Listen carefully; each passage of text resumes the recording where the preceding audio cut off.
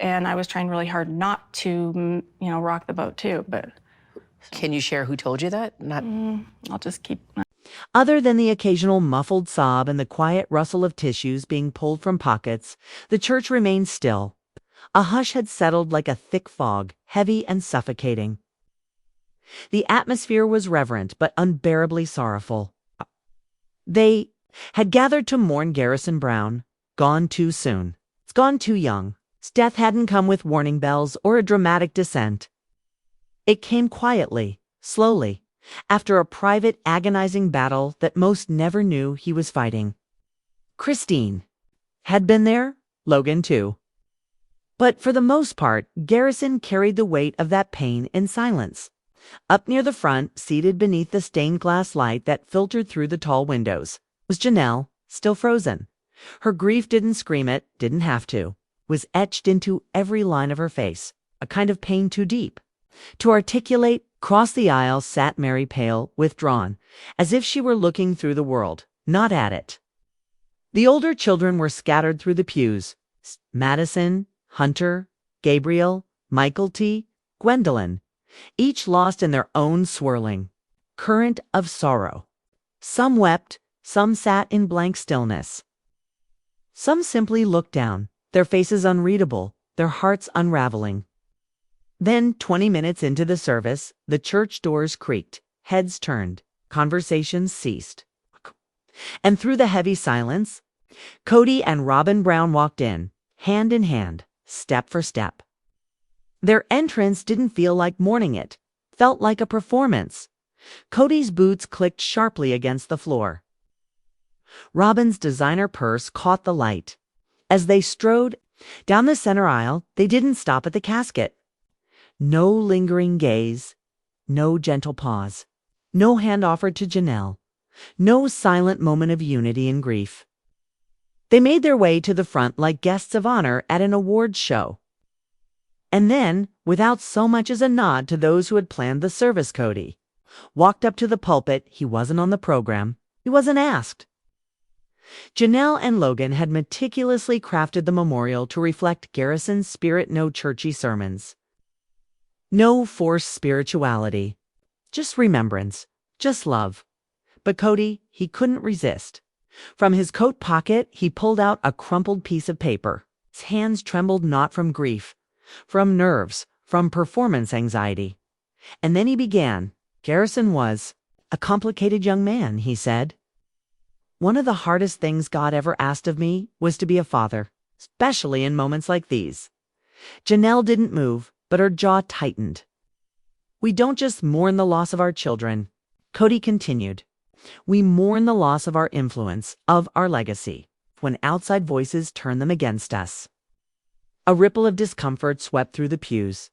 People shifted, eyebrows raised. Whispers stirred the air like dust. Still, Cody pushed forward. We loved him even when he rejected our values. Even when he pushed us away. Behind him, Robyn let out a loud, choking sob. Not a quiet, communal ache, but a sharp, theatrical wail. She clutched Cody's arm, her face buried in his sleeve as if she were the grieving mother.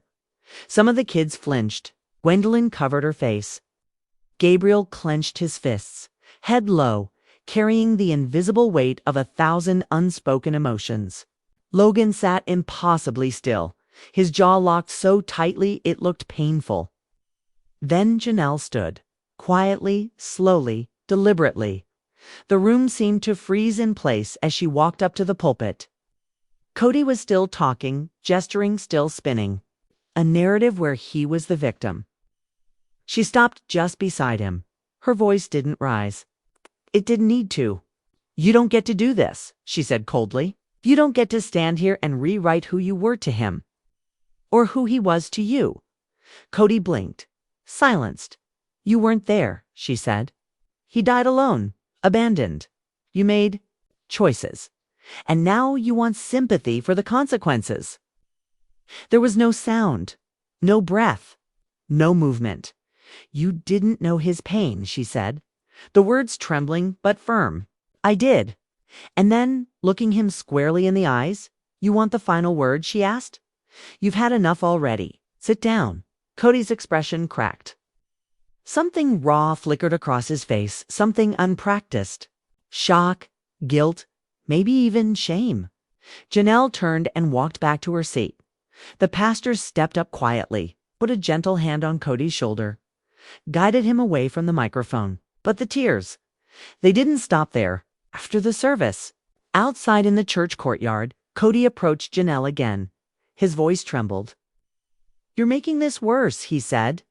You're the one tearing this family apart. Janelle didn't raise her voice. She didn't argue. She just whispered, low and tired, No, that was you. You and Robyn. Robyn stepped forward, flushed and furious. How dare you? She snapped. How could you attack us like this? We loved him too. But Janelle didn't flinch.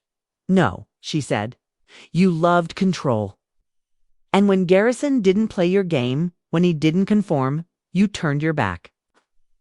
You didn't love him for who he was. You only loved the idea of him if he obeyed. Silence fell again, but this time something changed. Christine stepped away, quietly, without spectacle. And Janelle followed. There would be no dramatic exits, only resolve. Then Logan spoke, his voice even, but cutting. You don't call. You don't check in. You'll only show up when the cameras do, or when you feel publicly threatened. He paused, his eyes locked with Cody's. This is done, he said. We're through. Hunter moved closer to Gabriel. Madison reached for Gwen, a protective circle forming around their mother, a family drawn tighter through loss. And now, through truth. Cody and Robyn stood just outside of it, looking in, unwelcome. That night the family gathered again, but this time in Christine's living room. No cameras, no producers, just them. Candles flickered across the table surrounding framed photos of Garrison. His smile lit up the room, even now. His memory lingered in the stillness like a sacred echo. They sat together, the mothers and children who had shown up, who had endured. Janelle held one of Garrison's favorite books in her lap, running her fingers over the worn spine. Her face was dry now, but the grief was there in her eyes, quiet, heavy, unmovable. Christine finally spoke softly. We have to be honest now. This can't go on. Not with Cody, not with Robyn, not with what they've done. And in that quiet room, something shifted. Not just sorrow, but awakening. A decision silent, but certain. They would remember Garrison. They would carry his legacy. But they would no longer carry the people who had let him down. End of narration, fade to black. In memory of Robert Garrison Brown, 19982022424. Why do you feel like you weren't able to achieve that, though? There was family rules or family culture that was already there before I came along. Logan nodded, his voice low but firm. They're not our family, he said. Not anymore. Not after today. And no one protested. Not even Meri, who had defended Cody more times than she could count. She stood in silence, staring into nothing, before finally whispering, I defended him for years. And I don't even know why. Today, I watched him destroy his own son. I'm ashamed. That moment was a line in the sand. Later that evening, the family wrote a joint statement. Janelle, Christine, Logan, Gwen, Madison, and even Meri. It was clear and final. No more contact. No more appearances. No more Cody. No more Robyn. They handed it to TLC, and with it came an ultimatum. If the network wanted to keep filming the real family, the ones still here, still grieving, still rising, then Cody and Robyn could no longer be part of it. Word spread like wildfire. The funeral had already made its way online. A leaked clip from Cody's unsolicited eulogy, less than 2 minutes long, was now on TikTok, Twitter, YouTube. Millions watched in stunned disbelief. Robyn's histrionic sobbing, Cody's blame-laced speech, accusation that Garrison had gone astray, his pride disguised as mourning. On Reddit, fans turned critics, line by line, post by post. Hashtag Consulcity trended within 4 days.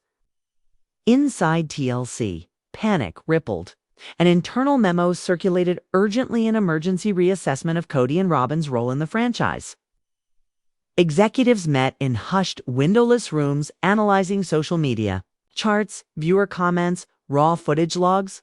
They had weathered scandal before, but this wasn't scandal. This was collapse. And behind closed doors, Robyn unraveled. "They're making us the villains," she sobbed to Cody. "We tried everything to keep this family together." But Cody had no rebuttal, no defense. No phone calls to make his kids had blocked his number, one by one.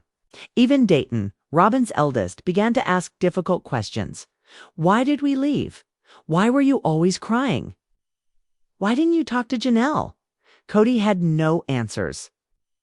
One morning, as dawn crawled through the blinds, he sat at the kitchen. Table alone. The house was silent. Upstairs, Robyn was crying again. He looked at his phone. The last message he'd ever received from Garrison stared back at him. "You made a decision. Don't call me when it's convenient for you." And now, there was no one left to call. Narration. The shift the rest of the family. Moved on, Janelle found strength in her children. Christine built a new life surrounded by grandbabies and laughter. Meri, free from the shadows she'd lived under for decades, began to rediscover herself. The children, though grieving, began to rebuild. Together. Without Cody, without Robyn. As for those two, they faded. Not dramatically, but slowly. Like smoke slipping through cracks in the floorboards. And the real story, the truth finally, began to take center stage. TLC knew they had to act. Gwen, in a rare private Zoom with the only producer she still trusted, laid it out with clarity. "We're not doing this if he's in it." Same for Robyn. If this show's going to survive, it has to change. And so it did. Narration, Breaking Free, begins by early summer. TLC announced a bold rebrand. Breaking Free, a new name, a new focus. No more emphasis on a man and his wives. That storyline had expired. Instead, the spotlight turned toward the women, their resilience, their recovery, their strength. And the children grown, healing, and rising from the wreckage. Janelle returned. Christine returned. So did Logan, Madison, Michael T., Gwen. Even Meri, after long hesitation, agreed in her own terms. This time, there would be no pretending. No fake family barbecues. No group hugs for the cameras. No empty seats saved for Cody. The premiere began with Janelle. She walked through Garrison's quiet home. Her hand brushed framed photos. Her voice was soft, steady. "I didn't know how much he was hurting," she said. "This isn't just a story about polygamy. It's about what happens when silence becomes a weapon." It wasn't a show anymore. It was a reckoning, a release. Audiences returned, millions of them, because finally, the truth had a voice. Narration, meanwhile, in Flagstaff. But not everyone was rebuilding. In Flagstaff, Robyn sat in silence most days, watching the Breaking Free trailer on her phone. Over and over. She wasn't in it. Neither was Cody. Their names weren't even mentioned. The silence was louder than any insult. "We have to speak up," she snapped at Cody one evening. "We have to defend ourselves." But Cody was different. Now distant, tired, hollow. He barely responded. He didn't post. He didn't rage. He just sat. So Robyn acted. She arranged a podcast interview. A redemption attempt. It's an hour to share her truth. She showed up in white, seated stiffly beneath studio lights. Her voice was delicate, almost a whisper. "They made me the villain," she said. "I only ever loved Cody. I only ever loved our children." Then she said the words that detonated the entire thing. "They were jealous," she whispered. "Christine. Janelle, they resented our peace, our love, our obedience. I loved Cody more than they ever did." The internet exploded. Clips of her blaming Christine, dismissing Garrison. accusing Janelle of bitterness, saying the kids were brainwashed. It was too much. That night, Gwen posted a reaction video. Her voice trembled. "I don't want to keep talking about her," Gwen said. "But I will say this. Garrison wasn't rebellious. He was hurting. And for Robyn to pretend otherwise, that's disgusting." Christine didn't respond with words. She simply posted a photo, her and Garrison sitting at a campfire laughing. The caption said, "To love someone, you have to show up." He knew who did. Even Meri, who rarely spoke online, posted. Just one sentence, "Some truths need no defense. I stand with Janelle. I stand with Garrison." Narration. The final break 3 days later. TLC issued an internal statement that leaked almost immediately. Breaking Free is not affiliated with Robyn Brown. There are no future projects in development. It was over. Robyn and Cody were gone. Family had moved forward. The audience followed. Narration. What came next? Janelle became a celebrated speaker at women's empowerment events. Christine's memoir, The Third Wife, Surviving the Silence, hit bestseller lists within days. Gwen and Logan launched a podcast, The Truth is a Sister, where they dissected spiritual trauma, authoritarian families, and what it means to take your voice back. The Brown family didn't break. They broke free. Narration echoes of the end, Cody and Robyn's collapse. And the women's rise. There were no more interviews, no more invites, no more last chances to rewrite the narrative. Robyn's desperate attempt to reclaim the public's sympathy had crashed hand with it. Whatever credibility she thought she had left, the world wasn't listening anymore. And Cody, he didn't even try. No final tirade, no press statements, no righteous monologues, only silence. He faded into the shadows, into what felt like self-imposed exile. No cameras, no fanfare, no followers. Just an echo chamber of regret. But the other sows who had been silenced, spoken over, dismissed, they stood up. They took the mic. They told the truth. And the world didn't just hear it. But if there was one rule Cody Brown had lived by his entire life, was this: avoid the law at all costs. Even in the early Sister Wives days, when whispers of polygamy prosecution circled Utah, Cody had panicked. Fans will remember how he loaded the entire family into cars and slipped out of the state in the middle of the night. Not for love, not for family, but to avoid handcuffs. Years later, in a surprising twist, Cody's name made headlines again, not for a sermon, but for a near arrest. A grainy video clip surfaced, Robyn oddly calm, describing a terrifying incident involving police and Cody. "We relocated to be safe," she said softly. "We just wanted to live as a family, not criminals." She was recalling their escape from Utah in 2010, a move driven by fear.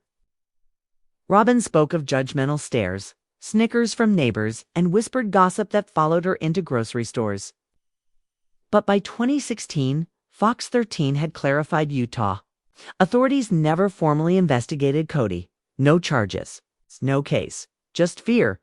Maybe paranoia. To some, it was understandable. To others, just another melodramatic performance. Because, let's be honest, most fans didn't think Cody could last a week in jail. As time wore on, Sister Wives evolved. What began as a show about faith and plural marriage became something entirely different. A public unraveling. A slow collapse of control, dominance, and betrayal. Christine was the first to break away. Her announcement was a seismic shock, not just to the family, but to the fans. For the first time, someone had said out loud, "This isn't love anymore." Then Janelle, quiet, strong, steady, followed suit. And finally, Meri. After years in emotional limbo, she walked away. Not with a bang, but with clarity. The women who once lived in silence now lived in truth. And as they stepped into independence, Cody and Robyn did the opposite. They became what they once judged, a traditional monogamous couple. The irony wasn't lost on anyone. By season 19, the story had shifted. It wasn't about wedding dresses or sisterhood anymore. It was about the kids now grown, now scarred, now survivors. One of the most redemptive moments came in October 2023, Christine's wedding to David Woolley in Moab, Utah. It was joyful, radiant, a world away from the tension and tears of past seasons. Nearly all of the Brown children attended. The love was undeniable, not present. Cody, Robyn, their absence spoke volumes. The future had arrived and left them behind. Still, in a rare and awkward tell-all segment, Cody confessed, "I like David," he said with a strange smile. "It's ridiculously handsome." It was jarring, funny, honest in the most Cody way, and ego bruised, a legacy fading. The truth. Cody wasn't the star anymore. His ex-wives had found love, peace, purpose beyond him. And he was still figuring out who he was, without them. Narration: A New Empire, Christine and Janelle. Once tethered to a chaotic financial web, began building something of their own. Together, they launched a new business, part real estate, part empowerment. They called it Foundations, not just a company, a movement. Christine brought the heart, the charm, the people skills. Janelle handled the strategy, the numbers, the plans. Workshops followed single moms, divorced women, even adult children of fundamentalist homes seeking autonomy. This wasn't about houses, this was about healing. Christine said it best during a promotional video. "We aren't just helping people buy homes, we're helping them take their life back." Meanwhile, Cody continued to drift. There was talk of a guy's trip with David. It never happened. Of course, it didn't. Even Cody admitted Christine wouldn't have liked that. But Christine had no time for indulgence. Her wedding was a dream, and her future even brighter. In a Freedom segment, she stood beside David on the porch of their Utah home, discussing the launch of their family cookbook. "Healing begins in the kitchen," she said, gently squeezing David's hand. "We nourished each other's souls before we ever sat down to eat. It was intimate, honest, too real for sister wives, but Freedom made space for it."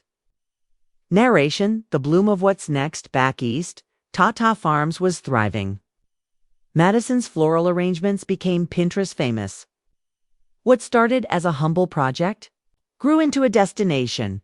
Weddings, events, farm-to-table brunches, all Janelle's vision. Even Meri got involved, sending handmade wreaths and signature centerpieces. She told a small crowd at the soft opening, "We built this from ashes, and we're not done yet." Meri had finally found her voice. Once miscast as bitter and cold, she became affectionately known as the Globe Wife. Her solo trip to England sparked a travel blog filled with smiling selfies, antique shops, and quiet reflections on strength and self-worth. She held women's retreats at her Utah B&B, posted affirmations, told the truth. She didn't need Cody anymore. Narration: And as for Robyn and Cody, they remained behind the glass, watching, not participating. Every now and then, Robyn would watch the new trailers, replaying them on her phone in disbelief. She wasn't in them. Cody wasn't mentioned. That silence. It was louder than any insult. "We need to speak up," she told Cody one evening. "We need to defend ourselves." But Cody just stared. He didn't leap to his feet. Didn't post a Facebook rant. Didn't plan a podcast comeback. He just sat still, faded, forgotten. Ending note: the ones who stayed quiet had finally spoken. The ones who silenced others had lost their voice. The story had shifted. The audience had moved on. Breaking free wasn't just a show. It was a declaration, a reclamation. Beginning. Spoken in a reflective, cinematic tone over slow imagery of open landscapes. Farmhouses and healing spaces. Cameras didn't follow for drama anymore. They came for something quieter, something stronger. Come for the silence. Her. Ad read: Stay for the fire pit conversations. And they did. Gwen, Logan, even some of the next generation joined in. Workshops on healing from toxic spirituality. reclaiming identity and rewriting the story of womanhood. Robyn, her story, faded not in anger, but in consequence. The failed podcast, the white dress, the tears only she was allowed to cry. TLC didn't renew her contract. The audience didn't renew their sympathy. Cody, a ghost in the gas station glass, gaunt, alone, ringless, silent. The last scene of Freedom Season 1 didn't end in reunion. It ended in reality. Janelle, Christine, their daughters, standing beneath a wildflower arch at Tata Farms, not looking for closure, living in what was already open to leaving quietly, and returning loudly. Christine toasted iced tea in hand. The camera rose to a Carolina sky, wide, wild, and waiting. Then a spark. My sister wife's closet reborn. Not jewelry, healing kits, crystals, affirmation decks, herbal teas. Let's not reopen it, Christine said on TikTok Live. Let's reimagine it. Gwen would handle the socials. Logan, the business plan. Even Aurora, quietly independent now, contributed designs. The family name once whispered in shame, now carried in strength. And Meri, no more waiting. No more catfish scars. No more playing damsel in Cody's cruel narrative. She dated again. Not for TV, for herself. But fans couldn't let go. Meri's Way, a travelogue, dating.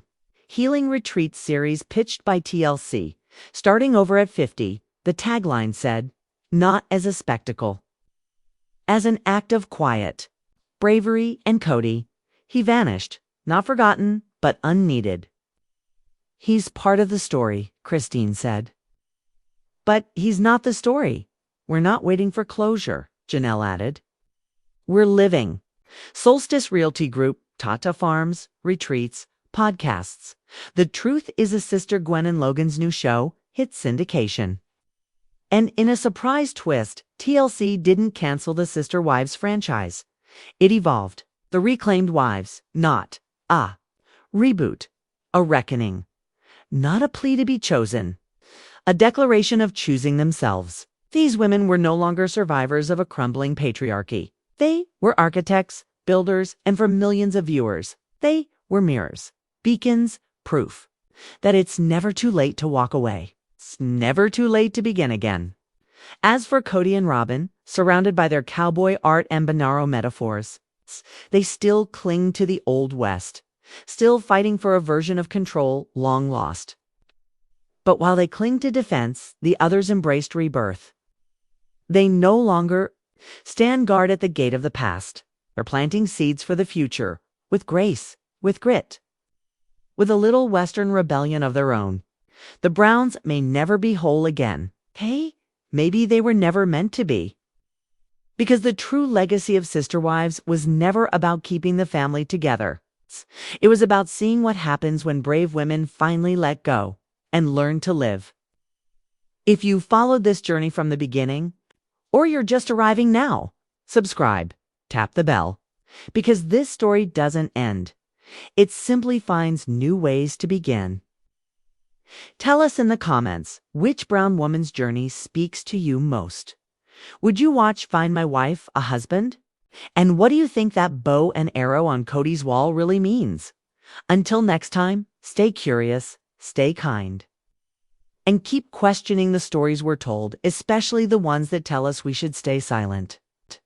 For years, America watched the Brown family unravel. Not with the explosive fireworks of a tabloid scandal, but with the slow, devastating ache of dreams deferred and hearts hollowed out by unmet promises. Once heralded as the face of plural, marriage on TLC's Sister Wives, Cody Brown, Robyn, Meri, Janelle, and Christine were presented as a modern family navigating an ancient tradition. But behind the smiles and carefully staged family gatherings was a growing fracture, one that would split not only the household, but the very spirit of what they had claimed to stand for. The story truly began to shift the moment Christine packed her things and left Flagstaff. Her exit wasn't just physical, it was emotional. spiritual, a bold reclaiming of self-worth after years of quietly fighting for space in a relationship where she had become invisible. Janelle followed not long after. Then Meri, whose pain had calcified into silence, finally broke free. What followed was not merely a divorce from Cody Brown, but a divorce from the spiritual contract that bound them to a system that had long stopped serving them. It was a reclamation, a rising, and the world watched. Garrison's death and the breaking point, but no moment shook the foundations more than the death of Garrison Brown. Garrison's passing tragic, senseless, and heavy with unspoken grief, the illusion of family unity to shreds. What had been whispered about in forums and speculated in comment sections became undeniable. Cody's neglect, his favoritism, his detachment from the very children he had once held before cameras. And Robyn, his partner in a dwindling kingdom, was viewed no longer as a misunderstood fourth wife, but as a symbol of the deep imbalance that had come to define the Brown household. Fans mourned Garrison deeply, not just because he was gone, but because his death echoed with everything that had been wrong with the way this family functioned. He had spoken up. He had cried out for attention, for care, for recognition. He was met with distance, then silence. The public began turning, not just against Cody, but against the very narrative that had been sold for over a decade. TLC scrambled. Robyn attempted a defense, but the tide had already shifted. The retreat, silence and strength. The transformation didn't come with a headline. It came with quiet. Cameras rolled as Janelle, Christine, and Meri hosted their first retreat at Tata Farms. The space was serene sunlight filtering through wildflowers. Healing circles formed around a fire pit, stories being told. In the glow of lanterns, no manufactured drama, no talking heads. Just women breathing life back into themselves. The retreat wasn't therapy. It was testimony, a declaration. We survived. Now we choose how to live. Gwen and Logan occasionally appeared not as stars, but as guides for younger women navigating spiritual trauma. Gwen spoke openly about identity, authenticity, the cost of denial. Logan, with quiet conviction, offered structure and empathy, drawing on his background in organizational development to help others rebuild after toxic upbringings. It was healing in motion. And viewers came not for drama, but for the dignity of rebirth. Robyn's fall. Robyn tried to fight the narrative. She launched a podcast, wore white in a now infamous video, insisting only she truly grieved that she had lost the most. But her voice, once amplified by a sympathetic lens, now rang hollow. The podcast flopped. Social media mocked her tone-deaf defenses. Her infamous white dress, meant to symbolize mourning, became a meme.